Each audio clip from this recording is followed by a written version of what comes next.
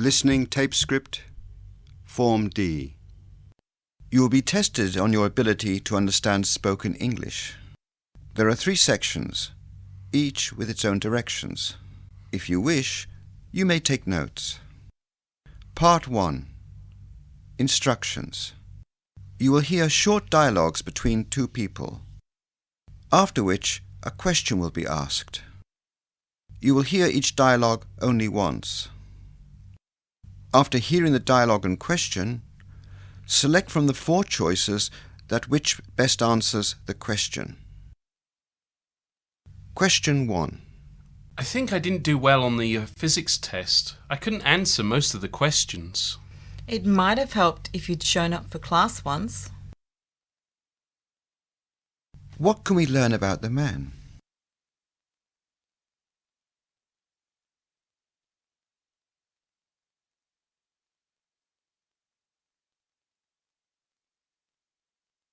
Question 2. I've never met a guy as arrogant as David. I can't say I agree with you. What does the man mean?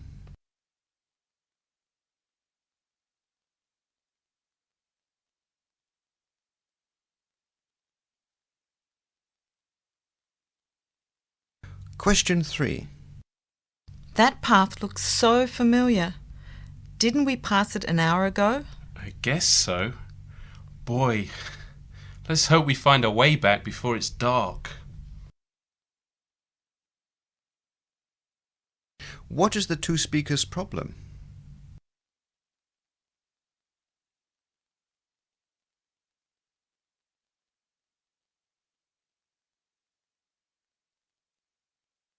Question 4.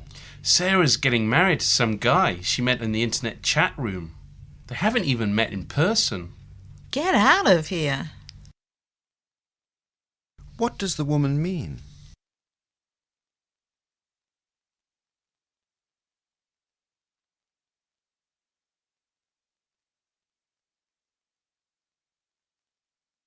Question 5. Hi, I have a reservation for 8 p.m. The name's Roberta White. This way, madam. I've placed you right by the stage. You'll be able to see the performance while enjoying your meal. Where are the 2 speakers?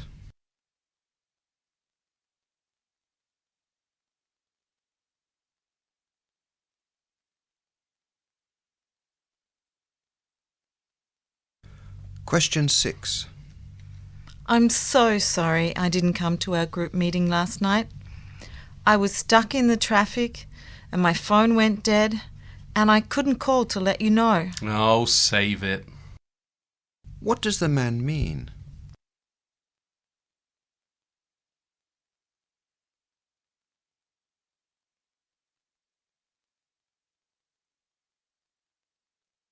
Question 7.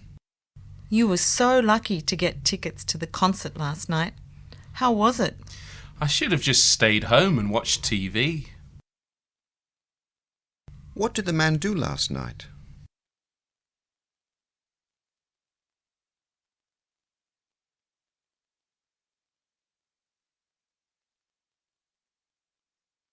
Question 8. Hey, let's go out. Care for a game of tennis? I'd love to, but my shoulder hurts. Besides, it looks like rain. Can we just see if there's anything interesting on? What are the 2 speakers probably going to do?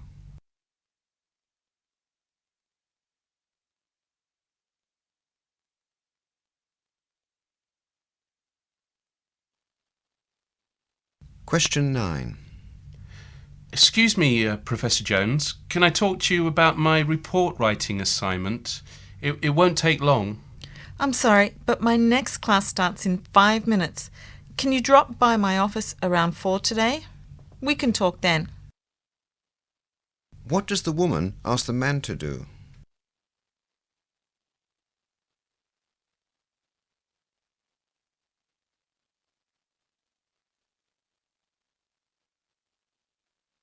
Question 10. I feel so burned out. I don't look forward to coming to work anymore. Join the club. What does the man mean?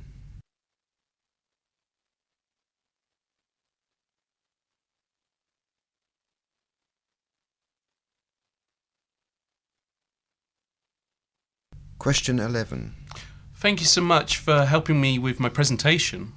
That's what friends are for. What does the woman mean?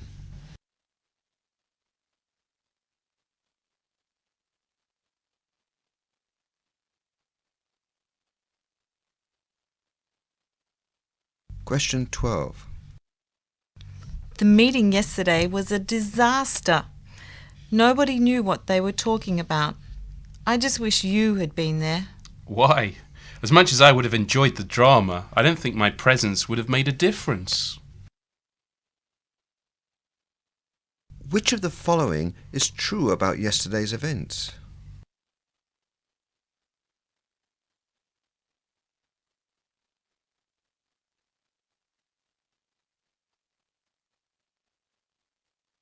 Question 13. Anybody seen George today? He was supposed to be in a meeting this morning, but he didn't show up. Today? Nobody's seen him for a week. What can we learn about George?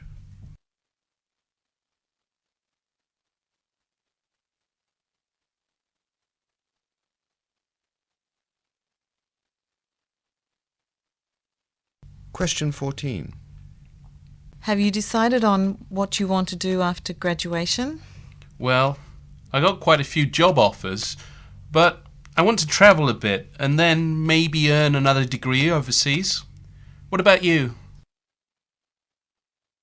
Who are the two speakers?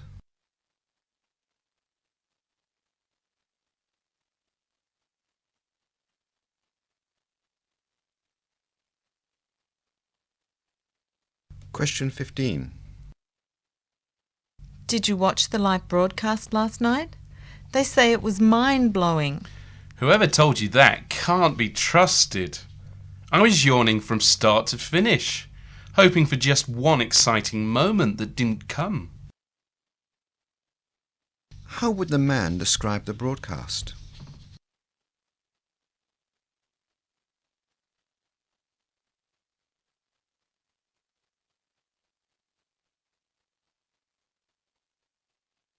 Part 2. Instructions. In this section, you will hear longer dialogues between two people. After each dialogue, questions will be asked. You will hear each dialogue only once. After hearing the dialogue and each question, select from the 4 choices which best answers the question. Conversation 1. Honey, how did your visit to the doctor go? The same as usual. Gave me a full checkup and declared I needed to exercise more, go on a diet, and eat healthy food, which makes no sense. How can I be on a diet and still eat healthy food? Ridiculous. No, it's not. Look at you, sitting in front of a TV all day, eating potato chips and Pepsi. If you continue this lifestyle, you may not live to see Bobby's wedding day. Don't be silly. Bobby's only 7 years old and you talk of his wedding? That's not going to happen for another 20 years. That's exactly my point. If you don't follow the doctor's advice and kick those bad habits of yours, you may not live till then. Question 16. What do the two speakers mainly talk about?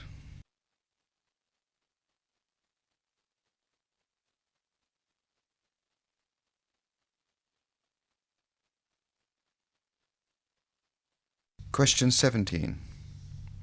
How does the man probably feel about his doctor's advice?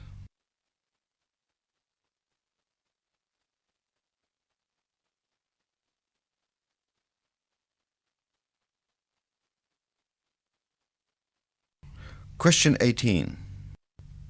What does the woman think may have happened to the man in 20 years?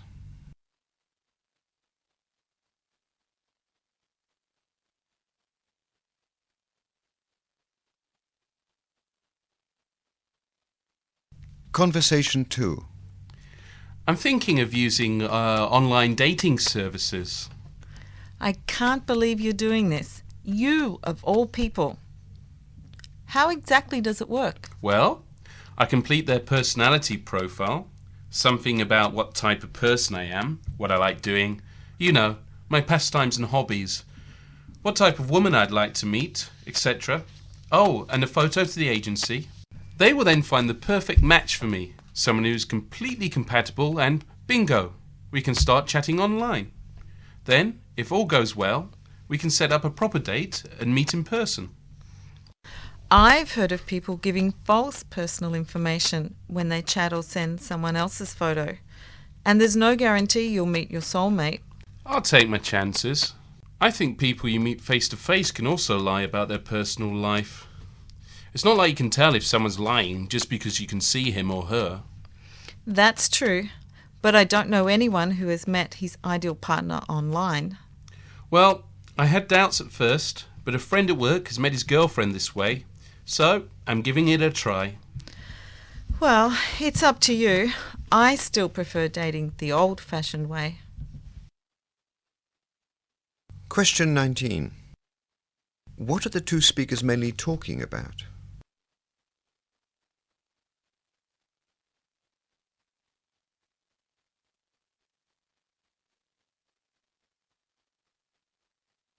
Question 20. What does the woman feel about the man's idea?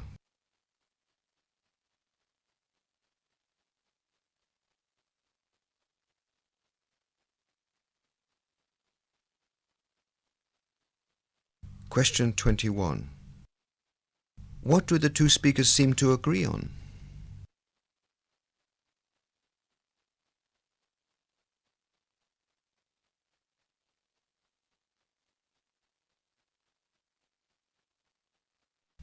Conversation 3. Jennifer, stop biting your nails. You know I hate it when you do that. Dad, I can't stop it. You know I do it when I'm nervous. No, Jennifer, you do it all the time. Don't you know it makes you look childish? I don't know any 15-year-olds who bite their nails. None of your friends do, right? Dad, please stop bugging me. You know how important today is to me. Joe's taking me out for the first time, and I'm really nervous. What if he decides he doesn't like my dress, my hair, my taste in music? What if he decides he doesn't like me? Don't be silly. If Joe doesn't like you the way you are, then he's not worth it. I'm sure there are plenty of boys who'll find you attractive. If you don't bite your nails, that is. Dad, you really know how to make me feel better. Question 22. What is Jennifer's problem?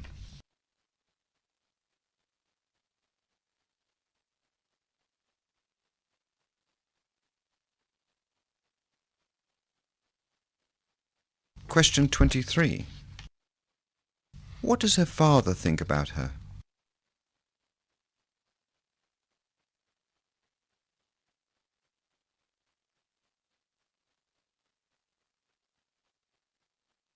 Question 24.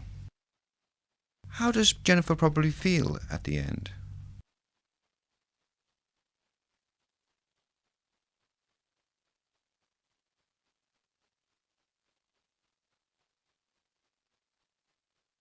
Part 3.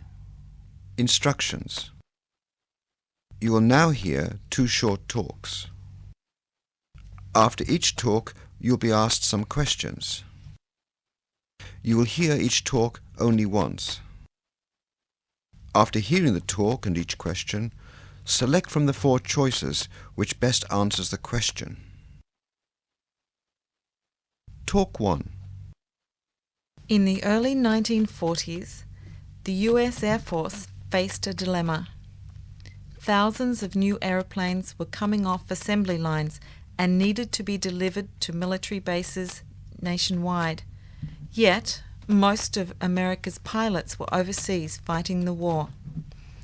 To deal with the problem, the government launched an experimental program to train women pilots to fly military aircraft.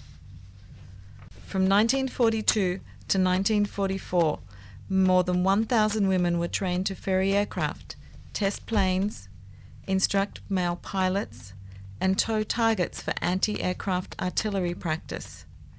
The women came from all socio-economic backgrounds: teachers, nurses, secretaries, factory workers, waitresses, students, housewives, debutantes, actresses, even a Ziegfeld chorus girl.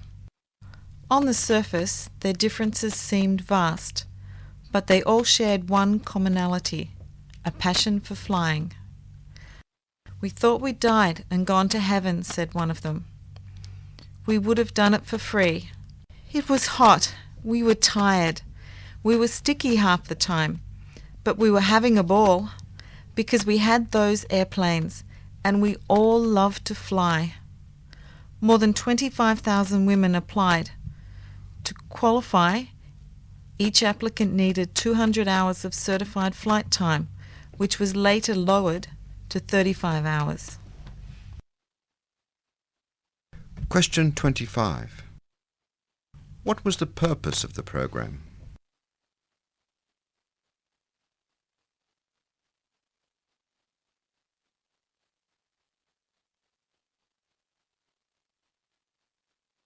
Question 26. What does the talk imply about this program?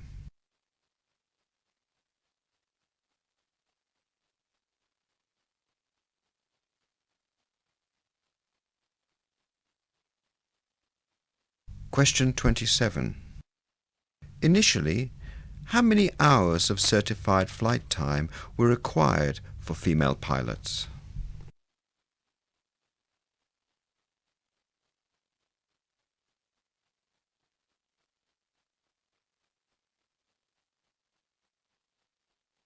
Talk 2.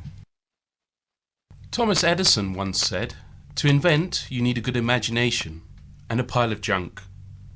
That may help explain why so many important industries were born in a garage.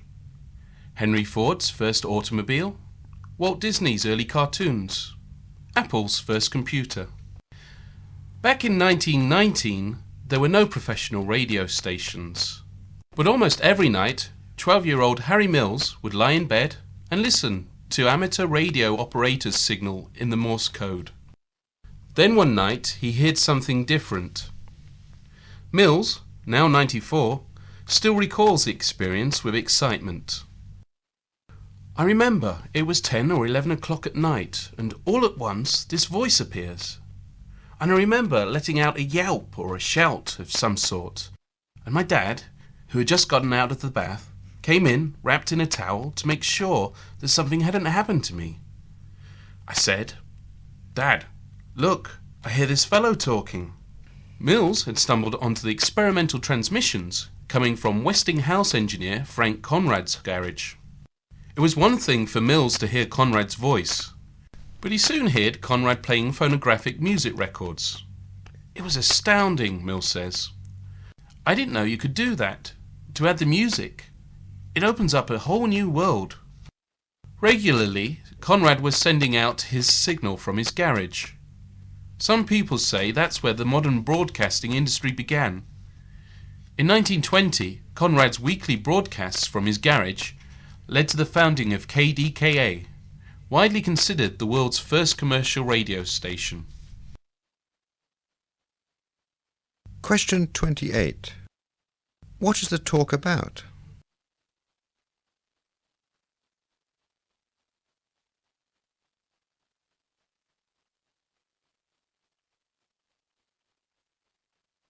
Question 29. According to the talk, where were many inventions begun?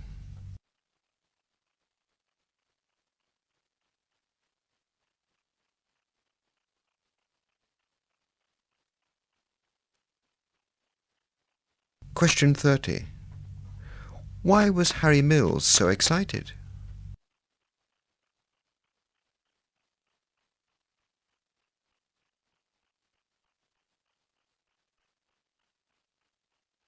End of the listening test.